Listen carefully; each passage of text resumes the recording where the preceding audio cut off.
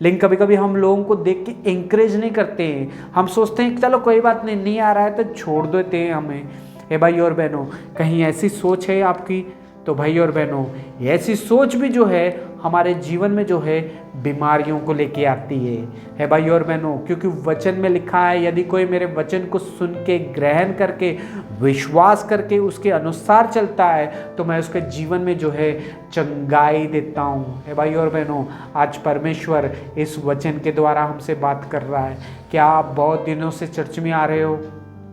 आप बहुत दिनों से प्रार्थना कर रहे हो, पास्टरों को बदलते जा रहे हो, लेकिन फिर भी आपके जीवन में चंगाई नहीं है? तो भाई और बहनों, आज परमेश्वर इस वचन के द्वारा हमसे बात कर रहा है। हमें अपने आप को परख लेना चाहिए, जांच लेना चाहिए कि हम विश्वास में कैसे हैं।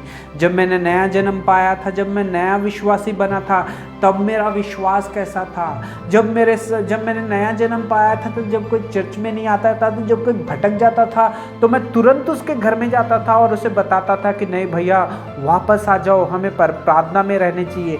इस तरह से बोल के मैं उन्हें एंकरेज किया करता था।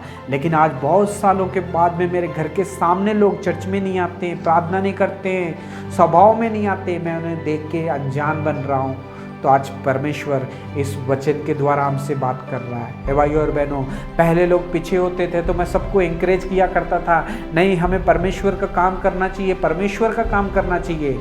ये मैं पहले जब उद्धार पाया था तब किया करता था। लेकिन अब बहुत सालों के बाद जब लोग एंकरेज हो रहे हैं तो उनको देख के आप जल रहे हो।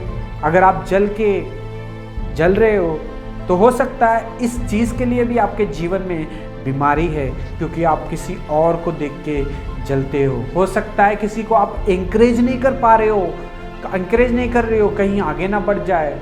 अगर ऐसी सोच रखते हो तो शायद इसलिए भी आपके जीवन में बीमारी है, इसलिए आपके जीवन में प्रार्थना करने के बाद में भी चंगाई नहीं मिल पा रही है। तो आज परमेश्वर इस वचन के द्वारा हमसे बात कर रहा है। अगर कोई भटके हुए को, मार्ग से भटके हुए को कोई रास्ता दिखा देता है तो परमेश्वर उसके जीवन में जो है आशीष भर देता है, उसके जीवन में चंगाई देता है, उसके जीवन को आशीष से भर देता है। उसके जीवन में नहीं, उसके परिवार को भी जो है आशीष से भर देता है। हे भाई और बहनों, आज परमेश्वर इस वचन के द्वारा हमसे बात कर रहा है कि आप बीमार हो, बहुत दिनों से बीमार हो, प्रार्थना करने के बाद में भी बीमार रहते हो, प्रार्थना कराने के बाद में भी बीमार रहते हो, तो भाई और बहनों हमें अपने आप को परख लेना चाहिए।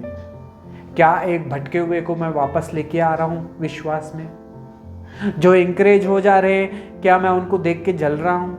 अगर ये सब स्वभाव आपके अंदर है, एक विश्वासी के जीवन में है, तो हो सकता है आपकी चंगाई के जीवन में, आपके चंगाई आने के लिए ये चीज़, ये सोच आपके जीवन में जो है दीवार बनी है। इसलिए आपकी प्रार्थना परमेश्वर तक नहीं पहुंच रही है। अगर परमेश्वर तक आपकी प्रार्थना पहुंचना चाहते हो, आप चंगाई पाना चाहते हो, तो अपने आप को परखो और जांचो कि आप कितने विश्वास में हो। आज परमेश्वर अगर आपसे इस वचन के द्वारा बात कर रहा है तो घुटने टेक के प्रार्थना करो, प्रभु जी मुझे दया करके क्षमा कर दो, मैं लोगों को इंकरेज नहीं कर पा रहा हूँ प्रभु जी।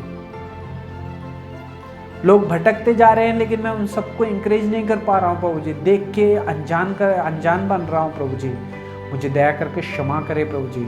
आज से सारे मार्ग से भटके हुए लोगों को आपका वचन सुना के आपके प्यार को याद दिलाऊंगा प्रभु जी, मुझे माफ़ कर दो।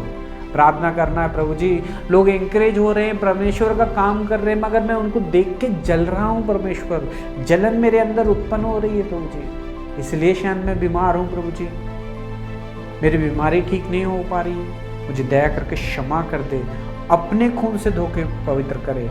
मैं आज से सबको इंकरेज करूंगा, किसी को देख के नहीं जलूंगा, मैं भी उनके साथ विश्वास में आगे बढ़ूंगा।